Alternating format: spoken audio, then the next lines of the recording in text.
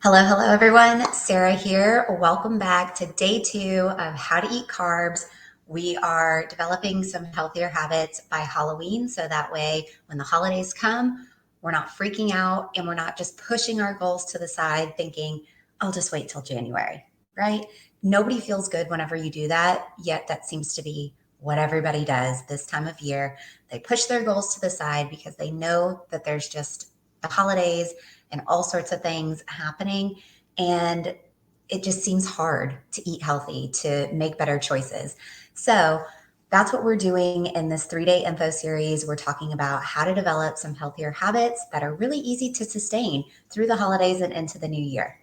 So today we're going to talk about making a grocery list with some of these healthy carbs. And I'm going to show you just a couple things that I have on hand. Personally, my fridge, it's pretty bare. I need to go grocery shopping. But some of these healthy carb options are like pantry safe, so they really don't go bad.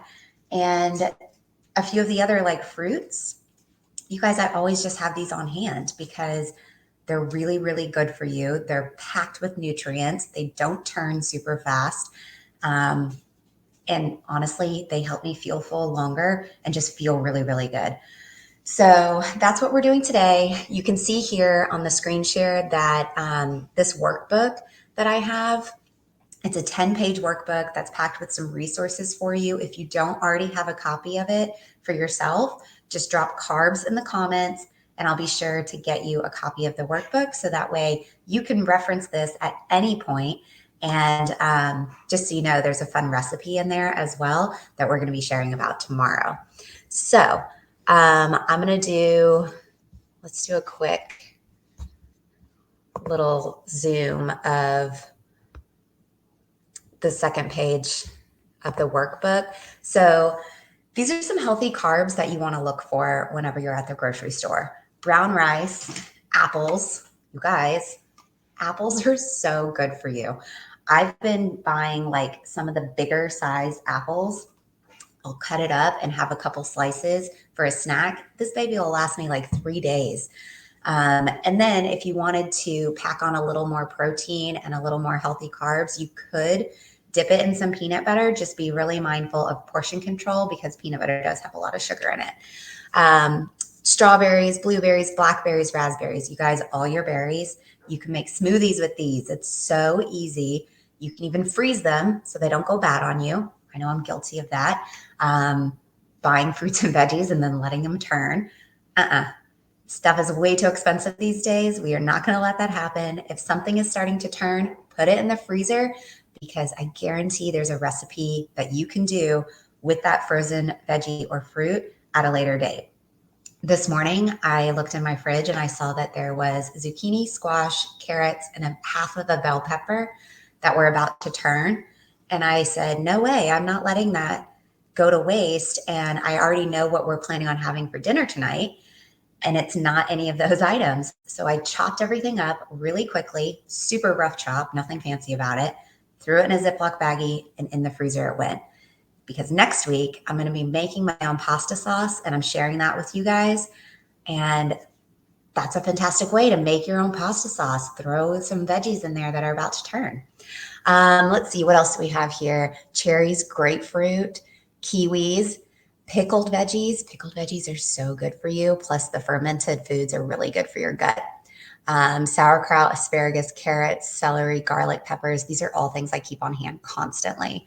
Okay, I'm not going to read the whole list. You guys can see it here.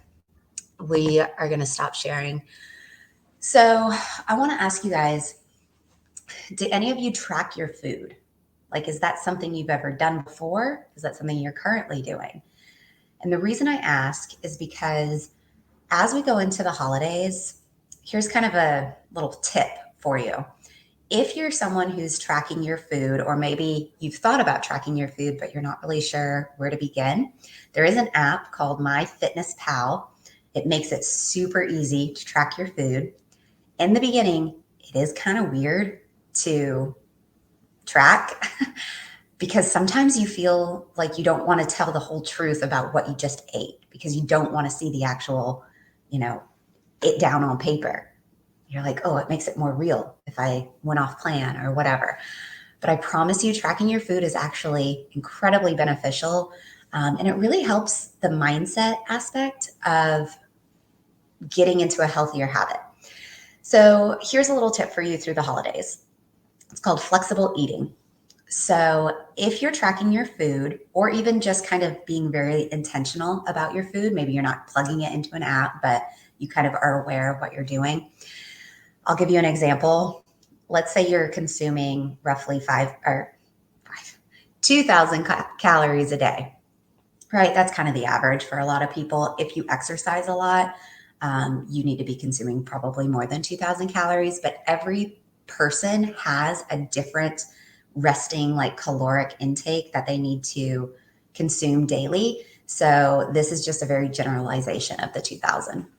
So let's say you normally consume 2,000 calories a day, and that's just to maintain your current weight and your current health. It's not to lose, it's not to gain, right?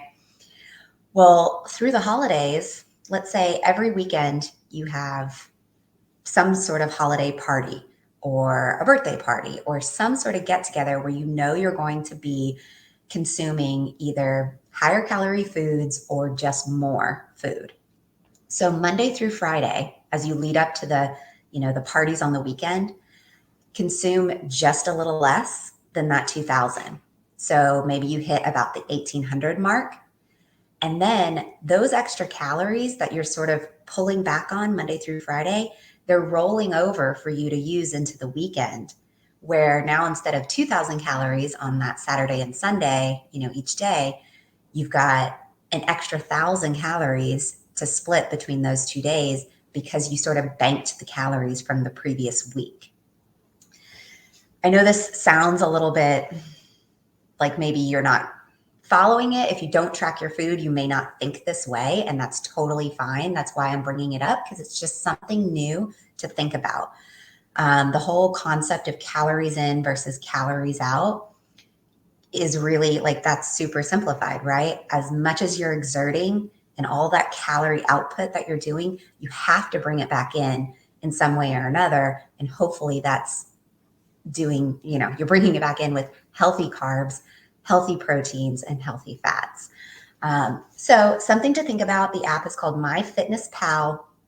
I believe they have a free version. I personally am not a food tracker, but I have tried this before, and it is pretty awesome if you're the type of person that likes to really put, on paper essentially what you're doing, and it helps you identify all the foods you're eating. And on top of all of this, like when you do that sort of flexible eating, it really removes a lot of the guilt that we would tend to have whenever that weekend party comes and maybe we overindulge a little bit. And then come Monday, boom, we're hit with this level of guilt. Well, you shouldn't have that, because during Monday through Friday, leading up to that holiday party, you're kind of reining it in a little bit. You're eating a little bit cleaner. It's all about balance. So that's just a little idea for you guys as we go into the holidays. And this method of flexible eating really helps keep your body on sort of a level of consistency as well, rather than starving yourself during the week and then overindulging during the weekend. And you have this sort of seesaw of extreme, not only emotions because you feel guilty about overeating, but also your body doesn't like that. It likes to stay at an even keel. It likes to go to bed at the same time every night, get the same amount of hours of sleep, drink the same amount of water every day, etc. The less wonky your insides are when you're just like having your body function, the better it will function. So consistency is definitely super important. So I'm actually about to make myself a snack that is loaded with some healthy carbs. And I figured since I was about to come on and share with you guys, I would just share. So I have a frozen banana. It kind of looks a little gross because it's wet, right? It was frozen. I let it thaw, but I'm going to smash this banana up. There are obviously a lot of natural sugars in bananas, but I am adding some whole rolled oats to this banana, and I'm essentially going to make like an oatmeal bake situation with this frozen banana. Some honey.